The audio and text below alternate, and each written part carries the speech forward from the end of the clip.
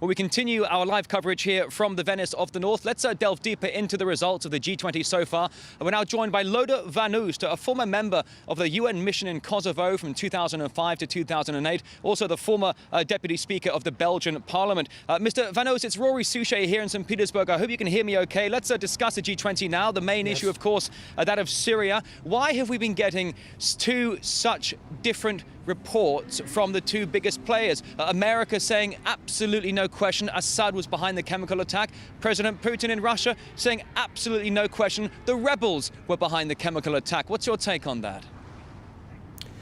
Well, what we do now when we put those two positions in front of each other, we simplify the matter very much. Actually, it would be better to say the US, the United States, stands alone against public opinion in the rest of the world, barring France and Saudi Arabia. And even there, in those countries, US, Saudi Arabia and France, we're talking about the governments, not really the population. I mean, opinion polls in the US and in France show there's a majority against it. But apart from that, there's a legal aspect. I mean, I could just repeat what I just heard in your report.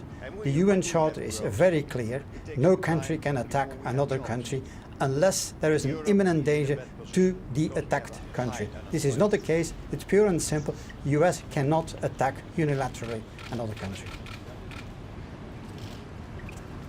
But Mr. van Oost, now we hear from François Hollande, the French president, saying that France will now wait to hear what the US Congress decides before Paris makes a decision on what its role will be in Syria. As you mentioned, the UN says no action must happen. Lakhdar Brahimi, the UN mediator for Syria, he says no action must happen. Can America really go it alone when it comes to a strike on Syria? Well, actually, this is more a question about power politics.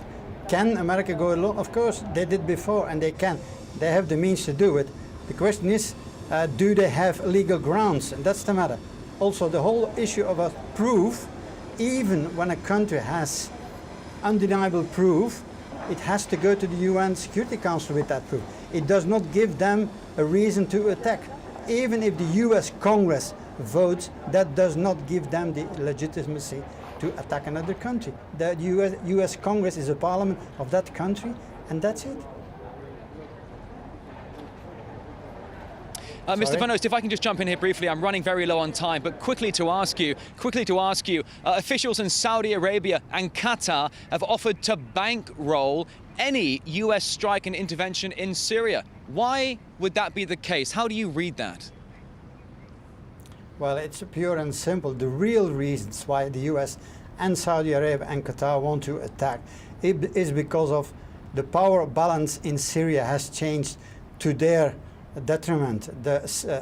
President Assad was gaining ground again, had no reason to provoke such a thing, and there will be negotiations shortly. And of course, the Assad regime will have a much stronger position. And basically what it is about is to change the power balance within Syria for lots of reasons. Among the others, Saudi Arabia, who wants to strengthen their influence in the region against Qatar, by the way, and the US, who want to also, by this way, weaken Iran. There's also the issue of Israel. Lots of reasons, but none of them have to do with this chemical attack that happened a few weeks ago. Loder van Oost, a former Deputy Speaker of the Belgian Parliament, joining us live for our continued G20 coverage from St. Petersburg. Thank you very much indeed for joining us on the programme today. Thank you, sir. Always a pleasure.